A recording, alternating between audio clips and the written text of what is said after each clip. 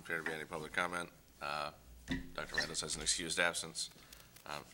Mr. Ross has to be gone by 8:15, 8:20 here, so I'm going to rock through a couple of things. We can handle the non-action items, David and I ourselves here, so. Good morning. Good morning. We have a pretty light agenda, so I'm going to have Larry Overs can be here this morning, so I'm filling in for him, and then we'll have safe and dry. All right, very good. Morning. For the Warm, Safe, and Dry project list that we brought last month, we have one change, and that's what's presented today, one recommended change.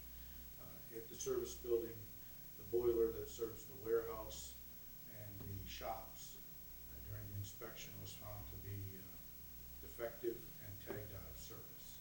Our only option is to replace it, and so that's what's added in here. We are doing the design work under our maintenance funds, and then we need to go ahead, assuming it's approved, to get that replaced in the 14-15 calendar year. Otherwise, the list remains the same. And while I'm dealing with that, I can just give you an update. We are wrapping up projects. The list that you have, which is lengthy, we're in good shape to wrap up. We are 99% done with flooring. We'll finish up this week. We're just wrapping things up to get ready for the start of school. Everything on the interior will be done before school starts, except at Oakley, and we have that isolated so that it's separate from the classroom. But that's a KISD job, not a one-safety job. Outside work will continue, and if it interferes with school, we'll adjust the schedules accordingly. Perfect. Any questions for Mr. Colin-Parents? Nope. Is there a motion for approval of the change to the list for the boiler? So moved. Second. All right, those in favor? Aye. Motion carries. Purchases. So next item is the purchasing agenda, and they're just a couple smaller items for the MAS department. Upgrade of licenses for student and staff computers throughout the district, and then student computers for Stocking Elementary. Any questions concerning the purchasing agenda? Nope. Is there a motion to approve the purchasing agenda? So moved. Second. All right, those in favor?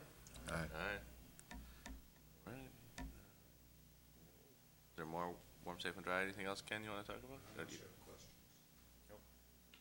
And Mr. Merchant will be here momentarily to do a legislative update, so. If that, huh? He just texted me and said he would be here in a minute. It's at 8:05, so. Ready? Right on cue.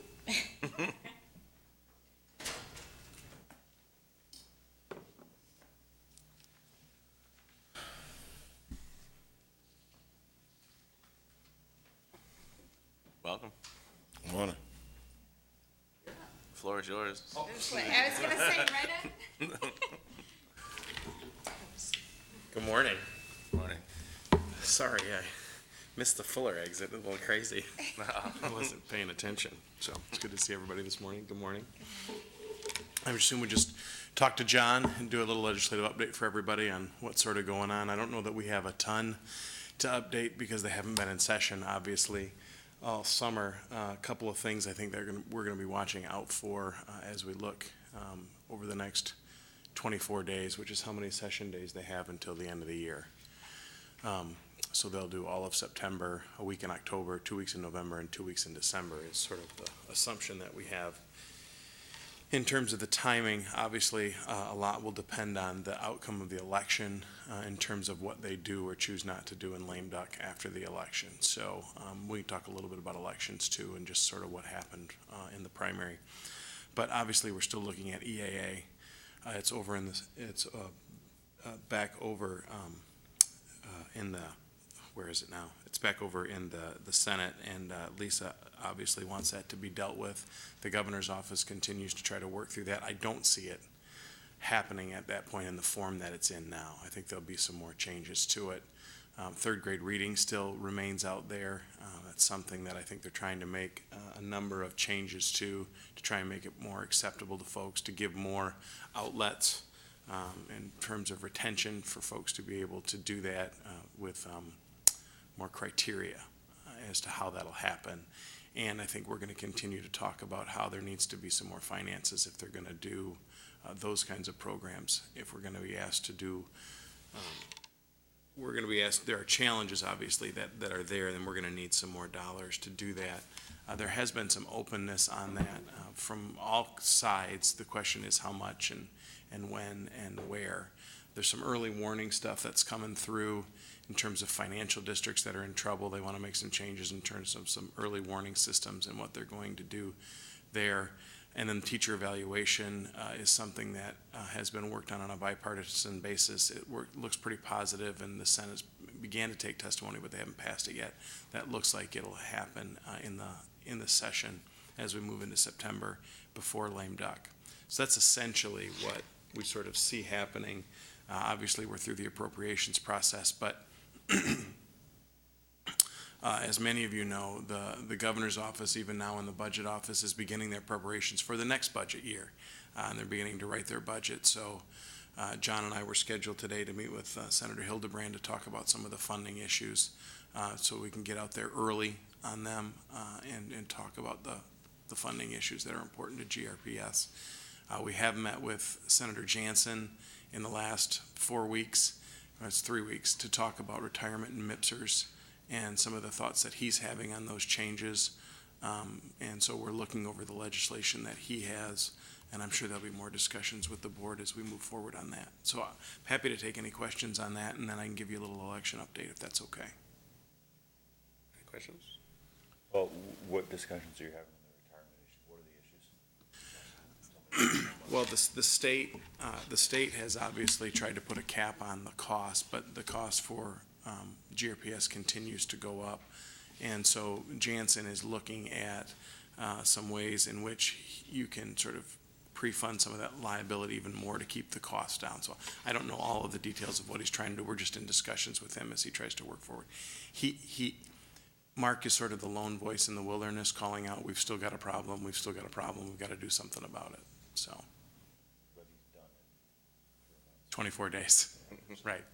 So as I said, John the Baptist preceded somebody else who talked more about it, so. Any other questions? Great. The election, primary election was interesting on both sides as there were candidates, certainly in the House, on both sides of the aisle, that they had preferred candidates that they didn't win. So the general will be interesting. It's going to come down to about 6 districts in the House in terms of control. The Senate, I don't think there's any way that the Democrats take that back with a 26-12 majority. In every conversation we've had, the Democrats hope to take maybe a couple of seats back and sort of start the process for the next 4 years. In the House, I think what people saw as a unlikely switch in power has somewhat changed. I think there's some hope on the Democratic side with some of the candidates. I had a long conversation with Minority Leader Greimel a couple of weeks ago, and he felt confident that they would be able to make it close. And, you know, as I look at things, there's a couple of seats where they could go either way. I mean, there really are going to be sort of the traditional vulnerable incumbents that could be sort of taken out in a wave. The governor's race is closer than most people thought it would be. Terry Land trails in the poll to Gary Peters, so you're going to have a switch at the top of the ballot. People aren't necessarily going to be just doing straight ticket voting, so you could have a very interesting fall. I would watch in the in the House. I would watch races in Representative Pat Somerville in Southeast, Colleen Lamonte, Winnie Brinks, Teresa Abed, Ray Franz in West Michigan in Manistee. The seat currently held by Terry Brown in the Thumb area is one that will be very contested. Ben Glarden in Owasso. These are all races that could, I mean, there's a number of them out there. Both sides in the House have been raising higher dollars than they've raised before. So you could have it's going to be a real battle as we come out. And in this area, I think you're going to see lots of mail and lots of robocalls and lots of TV and all that kind of stuff. So, but happy to answer any other questions in regards to elections.